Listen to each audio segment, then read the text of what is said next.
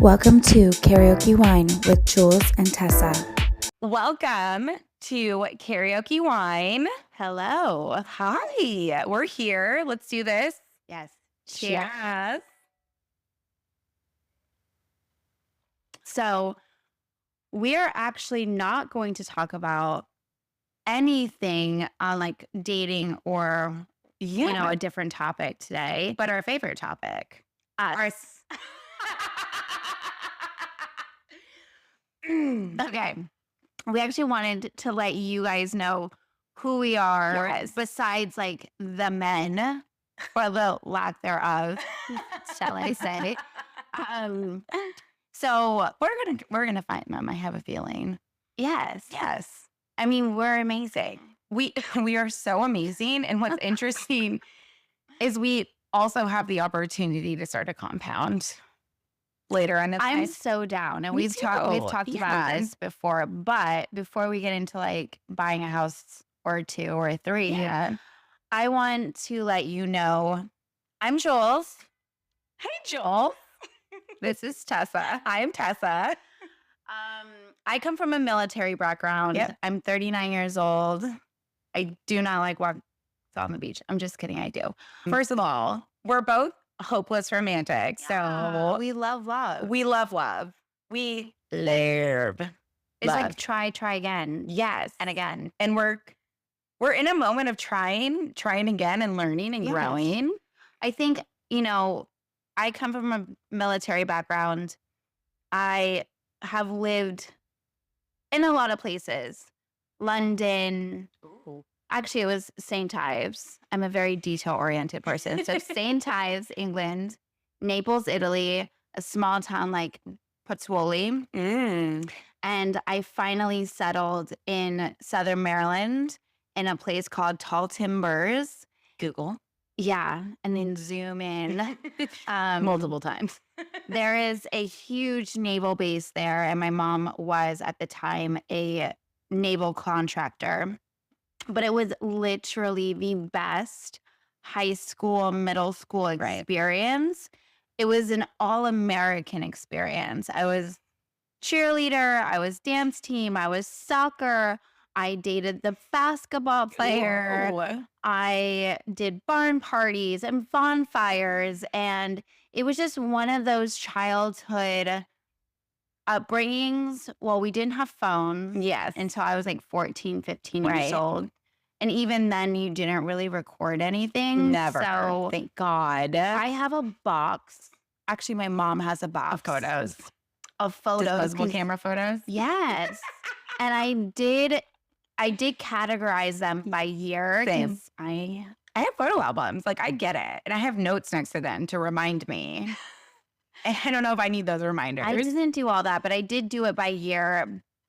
But it was literally the best thing. And I Yes. am still friends to this day from people in England to my people in Maryland, then in college. And your favorite saying is that you collect souls. Yes. In a very good way, right? And I am the same way. I cherish everyone that I meet and that I love, and I do put in the work. I nourish and cherish all of my relationships. And I'm still friends with all of these people to this day. And I think that it speaks volumes to who you are as a person. Yeah. Because, I have a really good tribe in my life now. We really do. And I think to, well round this out, the investment piece, right? Yes. We've talked a little bit about it on the very first episode, and this is going to be more than likely pinned at the top of our Instagram because it's more of an intro. However, we're investment people. We don't have a lot of time for uncertainty. So when we collect these souls, they mean something, and we want to make sure that the other person receiving the meaning understands what they mean to us. So I feel like my background is like very similar to yours, but like not military, just self-initiated. Like I'm very nomadic as well. Like born and raised in San Diego, love it. Honestly, my entire support group there has been petitioning for me to come back, not happening, No, unfortunately. she's fine. Yeah, I don't know. Which is not Miami. If you guys don't know, we live in Miami. Well, she lives in Fort I Lauderdale. live in Fort Lauderdale because I am still a flip-flops, no makeup kind of girl. I'm a Miami girl through and Yes, through. through and through. I actually claim Chicago as home, though. I've lived everywhere. I've lived in different states, different cities. And Chicago is my heart and soul, just the heartbeat in the city. It just mimics mine. Like when you think of a soulmate, outside of my support group and my friends, by the way, they're my support group. If you need a support group for Tessa, reach out to them. They'll help you out. I can be a lot. Because they've already been through it. Yeah, they've already been through it. So Did you die? Did they die? They didn't, but they have some really great memories. And Chicago genuinely is the place that makes me the happiest. And anytime someone was there, I'd love to show them. But I digress. Weird, me on a tangent. So we both grew up at very, I want to say humbly, because I think that's an appropriate thing to say. Contractor's daughter, It's just real estate very mom. middle class. Very middle class. I did have horses though, so if anyone knows what owning a horse is like, that's Okay, first of all, that's not middle it's class. not. But we did. And Dad, thank you, by the way, for always making my dreams come true. But I am through and through a country girl. Like I think that I am independent. Yeah. You are too. Yeah. We've done everything ourselves for so long Yeah. that when we started to think about doing something like this, we decided, let's just do it. Let's do it right. And We're doers, right? Yes. So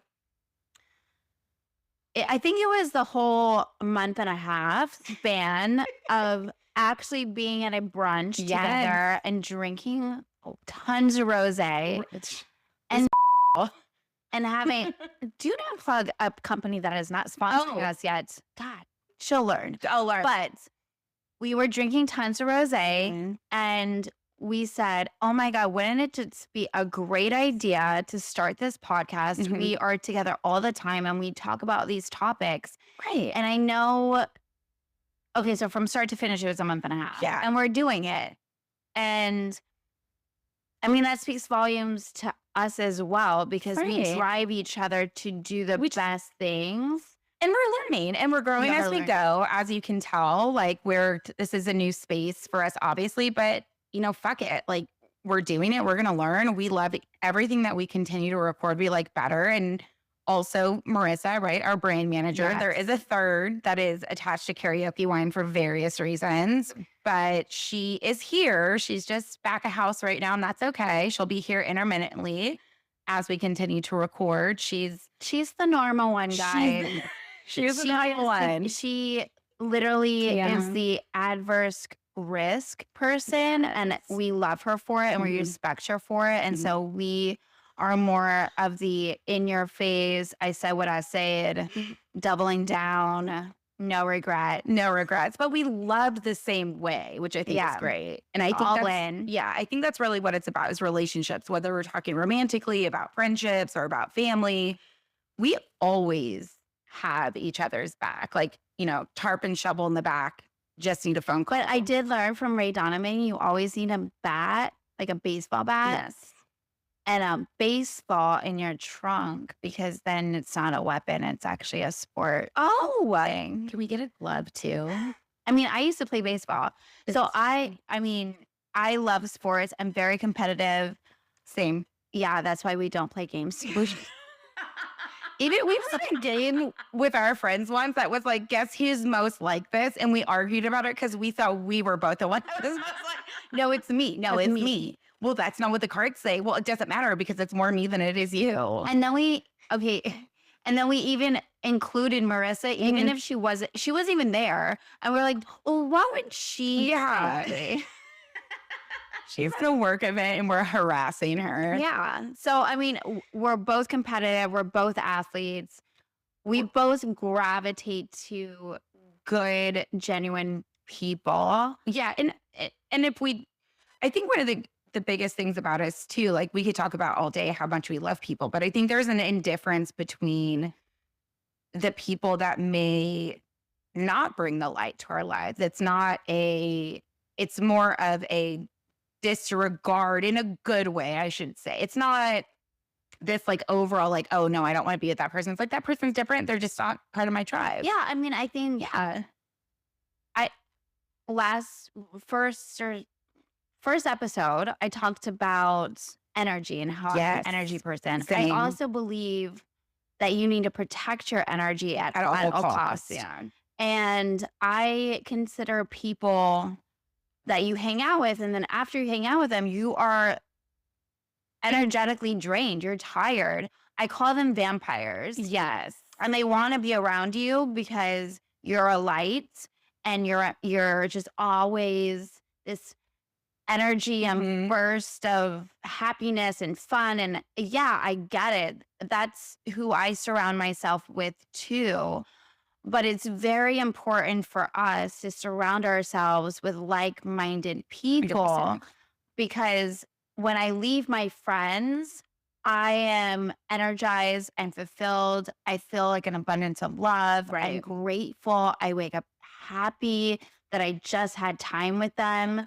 And that is so important. The moment that I'm just like, oh my God, I got to go home. Oh my God, I'm so drained. We got to get out of that situation. Those people are not my people. No. And I think And in Miami, and I was sorry to cut you off, but in Miami, Chicago, LA, I used to live in LA, you know, SoCal, you do find these people everywhere and they do creep in. And they take and they take and they take. And we're such givers. I know. We talk about this all the time. Like we are the person who shows up no matter what is happening. Like if you or I cancel something, Means we're I'm dead.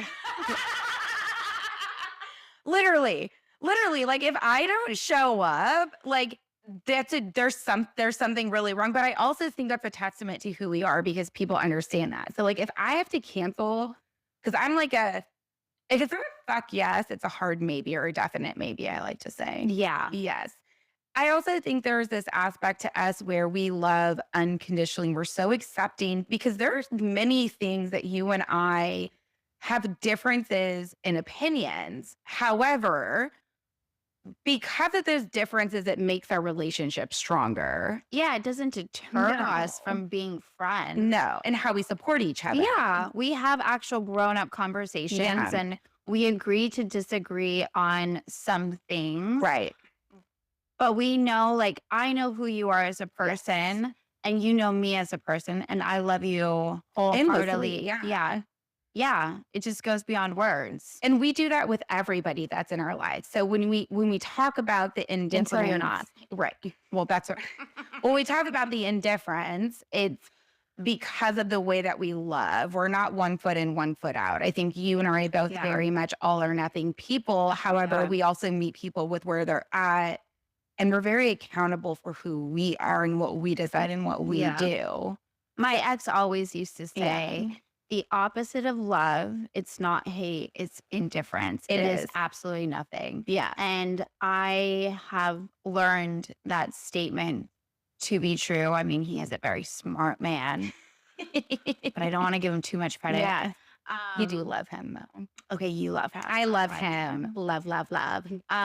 But not to be all about him because he has a head, you know, that big. He's literally smiling. I'm going to break him down a little bit. But it is true to be indifferent about someone or something is, you know, the worst kind of punishment in a sense, like if you've ever loved somebody before, right? Like I think that if anyone became indifferent about me after so much love was invested into a relationship, that would hurt worse than somebody like hating me because at least there's still a thought process. But we don't do that. We're not backtrackers. No, we're not going to be told twice that you don't want to be with us. Yeah. We're not going to be told twice that you don't want to be our friend. We're not going to be told twice. The always a little bit different, but kind of same. Like, are they? I'm just kidding. Well, we're going to have a whole episode on family one day. Yes. So our main point here is we wanted to give a little bit more perspective on who we are and where we came from. And really this built over the last 8 months. Jules and I have been friends for 4 or 5 years at this point, something. Yeah, it was like right after COVID. And Marissa in there as well. However, this year, due to various different reasons in the three of our lives, like we started leaning on each other for professional, personal relationships, romantic relationships. Yeah. And Karaoke Wine was created based on us drinking wine. And then we just started doing karaoke.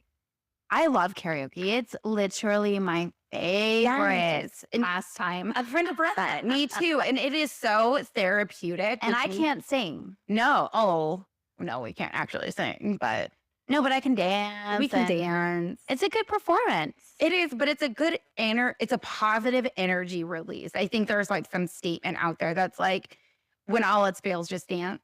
Yes. Right. And that Just dance. Okay, but Gaga. no, we can't We can't actually sing sing it. the song because I think you have to pay for it if you I sing it. mean, if we sing Just it like the wrong and off tune, I don't think they're gonna come Just like after the birthday song, like we can't actually sing the birthday song because then you have to Oh, pay for it. yes. And we're Anyway. broke. Girl.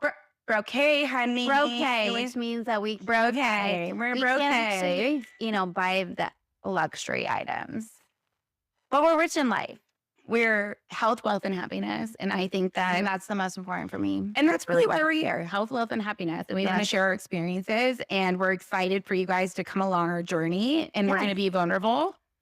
And we're going to be here. Yeah, we're gonna do the damn thing. Yeah. We We are doing it. We are. I love doing it. you more. All right. God, love you're you. amazing. You're amazing. You're amazing. All right. We could do this all day. So the last thing we'd like to say is Carpe diem. bitches. Done. I love you.